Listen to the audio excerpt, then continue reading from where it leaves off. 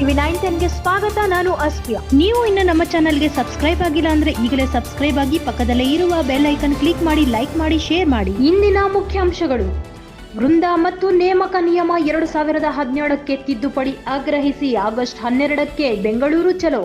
ಮುಖ್ಯ ಶಿಕ್ಷಕನ ಅಸಭ್ಯ ವರ್ತನೆ ವಿರುದ್ಧ ಎಸ್ಎಫ್ಐ ಆಗ್ರಹ. ಒಳ ಮೀಸಲಾತಿ ಸುಪ್ರೀಂ ಕೋರ್ಟ್ ಮಹತ್ವದ ತೀರ್ಪು. ಬಾಗೇಪಲ್ಲಿ ದಲಿತ ಸಂಘಟನೆಗಳ ಹರ್ಷೋದ್ಗಾರ. ವಾರದ ಸಂತೆಯನ್ನು ಪ್ರಾರಂಭಿಸುವಂತೆ ಕರವೇ ಸಂಘಟನೆಗಳ ಒಕ್ಕೂಟ ವತಿಯಿಂದ ಒತ್ತಾಯ. ಬಾಗೇಪಲ್ಲಿ ಪಟ್ಟಣದ ಪಿಎಂ ಶ್ರೀ ಶಾಲೆಯಲ್ಲಿ ಸಹ ಶಿಕ್ಷಕಿಯೊಬ್ಬರೊಂದಿಗೆ ಮುಖ್ಯ ಶಿಕ್ಷಕ ಅಸಭ್ಯ ವರ್ತನೆ ಮಾಡಿರುವುದನ್ನು ಖಂಡಿಸಿ ಸೋಮವಾರ ಭಾರತ ಸ್ಟೂಡೆಂಟ್ ಫೆಡರೇಷನ್ ವಿದ್ಯಾರ್ಥಿ ಸಂಘಟನೆಯ ನೇತೃತ್ವದಲ್ಲಿ ಬಿಇಒ ಕಚೇರಿ ಮುಂದೆ ಪ್ರತಿಭಟನೆ ನಡೆಸಲಾಯಿತು. ಈ ವೇಳೆ ಎಸ್ಎಫ್ಐ ಜಿಲ್ಲಾ ಘಟಕದ ಅಧ್ಯಕ್ಷ ಸೋಮಶೇಖರ್ ಮಾತನಾಡಿ, ಕಳೆದ ಜೂನ್ 27ರಂದು ಕನ್ನಡ ಜ್ಯೋತಿ ರಥಯಾತ್ರೆ ಪಟ್ಟಣಕ್ಕೆ ಬಂದ ವೇಳೆ ಎಲ್ಲರೂ ರಥಯಾತ್ರೆಯಲ್ಲಿ ಭಾಗವಹಿಸಿದ್ದು, ಶಾಲೆಯಲ್ಲಿ ಯಾರೂ ಇಲ್ಲದ ಸಂದರ್ಭದಲ್ಲಿ ಅಂಗವಿಕಲ ಸಹ ಶಿಕ್ಷಕಿಯೊಂದಿಗೆ ಅಲ್ಲಿನ ಮುಖ್ಯ ಶಿಕ್ಷಕ ಅಸಭ್ಯವಾಗಿ ವರ್ತಿಸಿರುವುದು ಖಂಡನೀಯ ಮತ್ತು ಆ ಮುಖ್ಯ ಶಿಕ್ಷಕನನ್ನು ಕೂಡಲೇ ಅಮಾನತು ಮಾಡಬೇಕು. ಅಷ್ಟೇ ಅಲ್ಲದೆ ಆ ಪ್ರಕರಣವನ್ನು ಸಮಗ್ರ ತನಿಖೆ ಮಾಡಿ ಇಂತಹ ಘಟನೆಗಳು ಮರುಕಳಿಸದಂತೆ ಕ್ರಮ ಕೈಗೊಳ್ಳಬೇಕು ಎಂದು ತಿಳಿಸಿದರು. ಬಡ ಮಕ್ಕಳು ಓದುತ್ತಿರುವ ಸರ್ಕಾರಿ ಶಾಲೆಗಳಲ್ಲಿ ಶಿಕ್ಷಕರ ಬಗ್ಗೆ ಅಪಾರ ಗೌರವ ಭಾವವಿರುತ್ತದೆ. ಆದರೆ ಇಂತಹ ಕೃತ್ಯಗಳು ಮಾಡಿರುವುದರಿಂದ ಶಿಕ್ಷಣ ವ್ಯವಸ್ಥೆಗೆ ಕಪ್ಪು ಚುಕ್ಕೆ. ಹಾಗಾಗಿ ಆರೋಪಿತ ಮುಖ್ಯ ಶಿಕ್ಷಕನನ್ನು ಸತ್ಯಾಸತ್ಯತೆ ಬಹಿರಂಗವಾಗುವವರೆಗೂ ಅಮಾನತಿನಲ್ಲಿ ಇಟ್ಟು ತನಿಖೆ ಕೈಗೊಳ್ಳಬೇಕು. ಇಲ್ಲವಾದರೆ ಮುಂದಿನ ದಿನಗಳಲ್ಲಿ ಮಹಿಳಾ ಪರ, ವಿದ್ಯಾರ್ಥಿ ಪರ ಸಂಘಟನೆಗಳ ನೇತೃತ್ವದಲ್ಲಿ ಬಾಗೇಪಲ್ಲಿ ಬಂದ್ ಮಾಡಲಾಗುತ್ತದೆ ಎಂದು ಎಚ್ಚರಿಕೆ ನೀಡಿದರು. 50ರ ಸಂಭ್ರಮ ರಥೋತ್ಸವ ಬಂದಾಗ ಆ ರಥಯಾತ್ರೆಯಲ್ಲಿ ಎಲ್ಲ ತಾಲೂಕಿನಲ್ಲಿ ಇರ್ತಕ್ಕಂಥ ಎಲ್ಲ ಅಧಿಕಾರಿಗಳು ಎಲ್ಲರೂ ಕೂಡ ಭಾಗವಹಿಸಿರ್ತಕ್ಕಂಥ ಸಂದರ್ಭದಲ್ಲಿ ಆ ವ್ಯಕ್ತಿ ಅಲ್ಲಿರ್ತಕ್ಕಂಥ ಸಹ ಶಿಕ್ಷಕಿಯ ಜೊತೆ ಅಸಭ್ಯವಾಗಿ ವರ್ತನೆ ಮಾಡಿರ್ತಕ್ಕಂಥದ್ದು ಇವತ್ತು ನಾವು ಎಸ್ಎಫ್ಐ ಸಂಘಟನೆ ಒತ್ತಾಯ ಮಾಡ್ತಾ ಇದ್ದೀವಿ.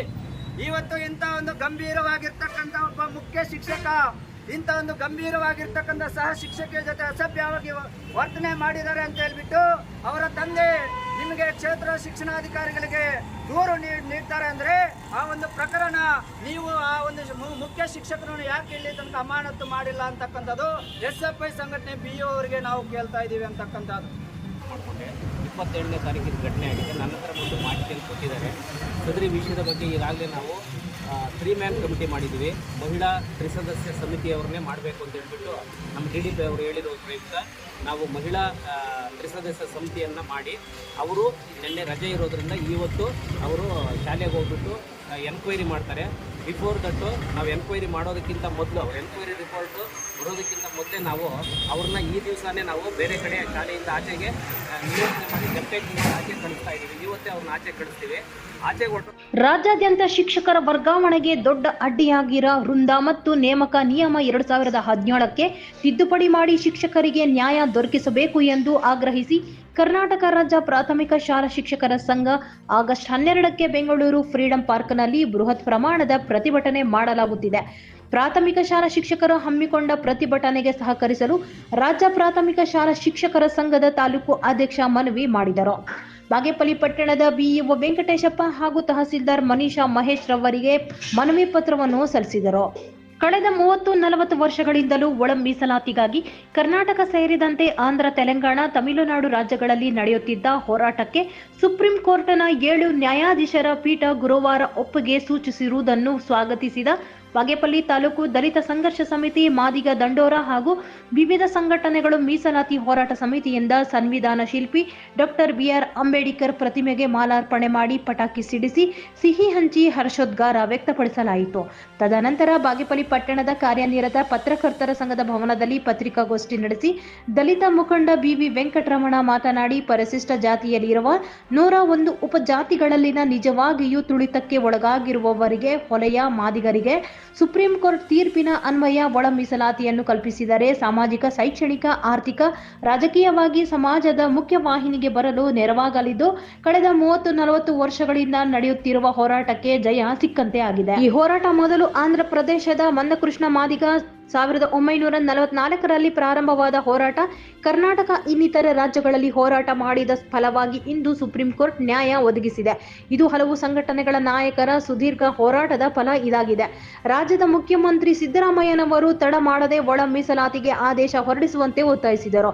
ಈ ಸಂದರ್ಭದಲ್ಲಿ ಕಡ್ಡೀಲು ವೆಂಕಟರಮಣ ಮಹಪ್ಪ, ಆದಿನಾರಾಯಣ, ಜಯಂತ್ ನಾಗಪ್ಪ, ಗೋಪಿ ನರಸಿಂಹಪ್ಪ, ಸತೀಶ ನಂಜುಂಡಪ್ಪ, ಮಂಜು ಈಶ್ವರಪ್ಪ, ಕೆಜಿ ವೆಂಕಟರಮಣಪ್ಪ, ಶ್ರೀನಿವಾಸ್, ವೆಂಕಟೇಶ್, ಸೂರಿ, ಜೂಲಪಾಳ್ಯ, ನರಸಿಂಹಪ್ಪ, ಬಾಬು ಇನ್ನು ಮುಂತಾದ ದಲಿತ ಮುಖಂಡರು ಹಾಜರಿದ್ದರು. ದಯವಿಟ್ಟು ಮಾದೇವ ಮತ್ತು ಒಳೆಯರಿಗೆ ನೀವು ಮೀಸಲಾತಿ ಕೊಡಬೇಕೆಂದು ನಾವು ಪತ್ರಿಕಾಗೋಷ್ಠಿ ಮುಖಾಂತರ ಮನವಿ ಮಾಡ್ತಾ ಇದ್ದೀವಿ. ಯಾಕಂದರೆ ಇವತ್ತು ನಾವು ಆವತ್ತು ಹೇಳ್ದಂಗೆ ನೀವೆಲ್ಲ ಸದಾಶಿವ ಆಯೋಗ ವರದಿಯನ್ನು ಜಾಸ್ತಿ ನಮ್ಮನ್ನು ಪಾಪ್ಯುಲರ್ ಮಾಡಿದ್ದೇವೆ. ನೀವು ಎಲ್ಲ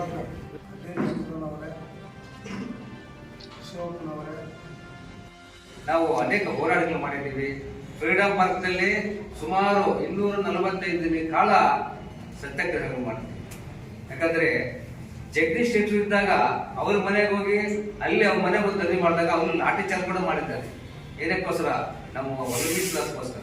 ಬಾಗೇಪಲ್ಲಿ ಪಟ್ಟಣದಲ್ಲಿ ನಡೆಯುತ್ತಿದ್ದ ವಾರದ ಸಂತೆಯನ್ನು ಜನರ ಅನುಕೂಲಕ್ಕಾಗಿ ಪುನಃ ಪ್ರತಿ ಸೋಮವಾರ ವಾರದಂತೆ ಸಂತೆ ನಡೆಸಲು ಕ್ರಮ ಜರುಗಿಸುವಂತೆ ಒತ್ತಾಯಿಸಿ ಮಂಗಳವಾರ ಕರ್ನಾಟಕ ರಕ್ಷಣಾ ವೇದಿಕೆ ಸಂಘಟನೆಗಳ ಒಕ್ಕೂಟದ ವತಿಯಿಂದ ಪುರಸಭೆ ಮುಖ್ಯಾಧಿಕಾರಿ ಶ್ರೀನಿವಾಸರವರಿಗೆ ಮನವಿ ಪತ್ರವನ್ನು ಸಲ್ಲಿಸಲಾಯಿತು. ಈ ವೇಳೆ ಪುರಸಭೆಯ ಮಾಜಿ ಅಧ್ಯಕ್ಷ ನರಸಿಂಹನಾಯ್ಡು ಮಾತನಾಡಿ, ಪಟ್ಟಣದ 16ನೇ ವಾರ್ಡಿನ ಸಂತೆ ಮೈದಾನದಲ್ಲಿ ಪ್ರತಿ ಸೋಮವಾರ ಸಂತೆ ನಡೆಯುತ್ತಿತ್ತು. ಈ ಸಂತೆಗೆ 100 ವರ್ಷಗಳ ಇತಿಹಾಸವೂ ಇದೆ. ಈ ಸಂತೆಯಲ್ಲಿ ಸಾಮಾನ್ಯ ಜನರ ಜೀವನಕ್ಕೆ ಬೇಕಾಗಿರುವಂತಹ ಎಲ್ಲ ರೀತಿಯ ಸರಕು ಸಾಮಗ್ರಿಗಳು ಒಂದೇ ಸೂರಿನ ಅಡಿಯಲ್ಲಿ ಸಿಕ್ಕುತ್ತಿದ್ದವು. ಗ್ರಾಮೀಣ ಭಾಗದ ಜನರು ಸೇರಿದಂತೆ ಪಟ್ಟಣದ ನಿವಾಸಿಗಳು ವಾರದ ಪೂರ್ತಿ ದುಡಿಮೆ ಮಾಡಿ ಈ ಸಂತೆಗೆ ಬಂದು ಮನೆಗೆ ಬೇಕಾಗಿರುವಂತಹ ಸರಕುಗಳು, ತರಕಾರಿ, ಬಟ್ಟೆಗಳು ಸೇರಿದಂತೆ ಇನ್ನಿತರ ವಸ್ತುಗಳನ್ನು ಕಡಿಮೆ ದರದಲ್ಲೇ ಖರೀದಿಸುತ್ತಿದ್ದರು ಎಂದು ತಿಳಿಸಿದರು. ಇದೇ ವೇಳೆ ಕರವೇ ಸಂಘಟನೆಗಳ ಒಕ್ಕೂಟದ ತಾಲೂಕು ಘಟಕದ ಅಧ್ಯಕ್ಷ ಬಾಬಾಜಾನ್ ಮಾತನಾಡಿ, ವಾರದ ಸಂತೆಯನ್ನು ಪುನಃ ನಡೆಸಲು ಪುರಸಭೆಯ ಮುಖ್ಯಾಧಿಕಾರಿಯವರು ಕ್ರಮ ಕೈಗೊಳ್ಳಬೇಕು. ಏಕೆಂದರೆ ಈ ಸಂತೆ ನಡೆದರೆ ತರಕಾರಿ ಬೆಳೆಯುವ ಸಣ್ಣ ಪ್ರಮಾಣದ ರೈತರಿಗೆ ಮಾರುಕಟ್ಟೆ ಸಿಕ್ಕಂತೆ ಆಗುತ್ತದೆ. ಜೊತೆಗೆ ವಾರದ ಸಂತೆ ಎಂದರೆ ವಿಶೇಷ ಸ್ಥಾನಮಾನವಿದ್ದು ಹಲವರ ಬದುಕು ಸಾಗಿಸಲು ಅನುವು ಮಾಡಿಕೊಡುವಂತೆ ಆಗುತ್ತದೆ ಎಂದರು. ಈ ವೇಳೆಯಲ್ಲಿ ಮನವಿ ಪತ್ರವನ್ನು ಸ್ವೀಕರಿಸಿದ ಪುರಸಭೆ ಮುಖ್ಯಾಧಿಕಾರಿ ಶ್ರೀನಿವಾಸರವರು ಮಾತನಾಡಿ, ಈ ಬಗ್ಗೆ ಪರಿಶೀಲನೆ ಮಾಡಿ ಕಾನೂನಿನ ಅಡಿಯಲ್ಲಿ ಕ್ರಮ ವಹಿಸುತ್ತೇನೆ ಎಂದರು. ಈ ಸಂದರ್ಭದಲ್ಲಿ ಪುರಸಭೆಯ ಸದಸ್ಯ ಆನಮೂರ್ತಿ, ಕರವೇ ಸಂಘಟನೆಗಳ ಒಕ್ಕೂಟದ ತಾಲೂಕು ಅಧ್ಯಕ್ಷ ಸೂರ್ಯನಾರಾಯಣ ರೆಡ್ಡಿ, ನಗರ ಘಟಕ ಅಧ್ಯಕ್ಷ ಬಿಎನ್ ಸುರೇಶ್ ಬಾಬು, ವಿಕಲಚೇತನರ ಘಟಕದ ಅಧ್ಯಕ್ಷ ಕಡೇಹಳ್ಳಿ ಜಿವಿ ವೆಂಕಟಶಿವಪ್ಪ, ಕರವೇ ಪದಾಧಿಕಾರಿಗಳಾದ ರಿಯಾಜ್ ಅಹಮದ್, ಸಂದೀಪ್, ಶೇಖ್ ಹಿದಾಯತುಲ್ಲಾ, ಸುಬ್ಬಣ್ಣ, ಇದ್ರೀಸ್, ನಾಗಿರೆಡ್ಡಿ, ಮಂಜುನಾಥ್, ಅಜಯ್ ಮತ್ತಿತರರು ಇದ್ದರು. Bureau report Ranagopala Reddy, Bagepalli.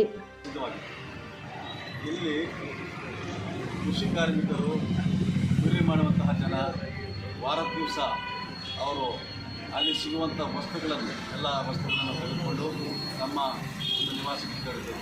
ಅದೇ ರೀತಿ ಹಳ್ಳಿಯಿಂದ ಬರ್ತಾಯಿದ್ರು, ಅವರು ಕೂಡ ವಾರದ ಸಂತೆಯಲ್ಲಿ ಭಾಗವಹಿಸಿ ಎಲ್ಲ ವಸ್ತುಗಳು ಸಾಮಗ್ರಿಗಳನ್ನು ತಗೊಂಡು ಹೋಗ್ತಾಯಿದ್ರು. ತುಂಬ ಕಡಿಮೆ ದರದಲ್ಲಿ ಸಿಗ್ತಾಯಿತ್ತು. ಅದು ವಾರಕ್ಕೊಂದು ಸಲ ಅವರಿಗೆ ಉಪಯೋಗವಾಗ್ತಾಯಿತ್ತು. ಇವತ್ತು ಆ ವಾರದ ಸಂತೆ ನಡೀತಾ ಇಲ್ಲ. ಕಾರಣ ಕೋವಿಡ್ ಟೈಮ್ನಲ್ಲಿ ಸುಮಾರು 2 ವರ್ಷಗಳ ಹಿಂದೆ ಆ ಒಂದು ಸಂತೆಯನ್ನು ನಿಲ್ಲಿಸಲಾಗಿತ್ತು. ಆದರೆ ಮತ್ತೆ ಚಾಲನೆ ಆಗಲಿಲ್ಲ. ಇವಾಗ ತುಂಬ ಅವಶ್ಯಕತೆ ಇದೆ. ಇದು ಪರಂಪರೆ. ಈ ಇರುವಂಥ ಸಂತೆ, ಆ ಸಂತೆ ಮೈದಾನ ನಡೆಯುವಂಥ ಸಂತೆಯಲ್ಲಿ ಕೂಲಿ ಕಾರ್ಮಿಕರಿಗೆ, ರೈತರಿಗೆ, ಸಣ್ಣ ವ್ಯಾಪಾರಸ್ಥರಿಗೆ ತುಂಬ ಅನುಕೂಲ ಆಗ್ತಾಯಿತ್ತು. ಗ್ರಾಮೀಣ ಪ್ರದೇಶದ ಜನರು, ಪಟ್ಟಣದ ಜನರು ವಾರದ ಸಂತೆಯಲ್ಲಿ ಹೋಗ್ಬಿಟ್ಟು ತಮಗೆ ಬೇಕಾದಂತಹ ಸಾಮಗ್ರಿಗಳು, ಬಟ್ಟೆಗಳು, ದಿನಸಿ ಸಾಮಗ್ರಿಗಳನ್ನೆಲ್ಲ ಕೊಂಡುಕೊಂಡು ಕಡಿಮೆ ಬೆಲೆಯಲ್ಲಿ ತರ್ತಾಯಿದ್ರು. ಆದರೆ ಕೋವಿಡ್ ಕಾರಣದಿಂದ ಸಂತೆಯನ್ನು ನಿಲ್ಲಿಸಲಾಗಿದೆ. ಕೋವಿಡ್ ಹೋಗಿ 2 ವರ್ಷ ಆದ್ರೂ ಸಂತೆ ಪ್ರಾರಂಭಿಸಿಲ್ಲ. ಇದು ಅತ್ಯಂತ ಖಂಡನೀಯ ವಿಚಾರವಾಗಿದೆ. ಸಂತೆ ಪ್ರಾರಂಭ ಮಾಡಲೇಬೇಕು. ರೈತರಿಗೆ, ಕೂಲಿ ಕಾರ್ಮಿಕರಿಗೆ, ವ್ಯಾಪಾರಸ್ಥರಿಗೆ ಎಲ್ಲರಿಗೂ ಸಹ ಒಂದು ಅನುಕೂಲ ಮಾಡಿಕೊಡ್ಬೇಕು. ಸಂತೆಗೆ 100 ವರ್ಷಗಳಿರುವಂಥ ಇತಿಹಾಸ ಇರುವಂಥ ಈ ಸಂತೆಯನ್ನು ನಡೆಸಬೇಕು. ಮುಖ್ಯವಾಗಿ ಸಂತೆ ಮೈದಾನದ ಜಾಗ ಸಹ ಕೆಲವು ಒತ್ತುವರಿ ಮಾಡಿದ್ದಾರೆ. ಅದು ಸಹ ಮುಖ್ಯಾಧಿಕಾರಿಗಳ ಗಮನಕ್ಕೆ ತರ್ತಾ ಇದ್ದೀವಿ. ಒತ್ತುವರಿ ಮಾಡಿರುವಂಥ ಜಾಗವನ್ನು ತೆರವುಗೊಳಿಸಬೇಕು. ಸಂತೆ ಮೈದಾನದ ಎಷ್ಟಿದೆಯೋ ಅಷ್ಟಕ್ಕೆಲ್ಲ ಒಂದು ಬೇಲಿ ಹಾಕಿಸಿ ಸಂತೆಗೆ ಒಂದು ಕಾಂಪೌಂಡ್ ಹಾಕ್ಸ್ಬೇಕು ಸಂತೆ ಮೈದಾನದಂತೂ. ಯಾಕಂದರೆ ಬೇರೆಯವರೆಲ್ಲ ಇದು ಮಾಡ್ತಾ ಇದ್ದಾರೆ. ಜೊತೆಗೆ ಸಂತೆ ಮೈದಾನದಲ್ಲಿ ವ್ಯಾಪಾರ ಮಾಡಲಿಕ್ಕೆ ಅಲ್ಲಿ ಇಂದಿರಾ ಕ್ಯಾಂಟೀನ್ ಅರ್ಧ ಇಂದಿರಾ ಕ್ಯಾಂಟೀನ್ ಅಲ್ಲಿದೆ. ಆ ಸಮಸ್ಯೆ ಆಗ್ತದೆ. ಅದನ್ನು ಸಹ ತೆರವುಗೊಳಿಸಬೇಕು. ಅರ್ಧ ಇಂದಿರಾ ಕ್ಯಾಂಟೀನ್ ನಿರ್ಮಾಣ ಆಗಿದೆ ಸಂತೆ ಮೈದಾನದಲ್ಲಿ, ಅದನ್ನು ತೆರವುಗೊಳಿಸಬೇಕು. ಅಲ್ಲಿ ವ್ಯಾಪಾರಿಗಳು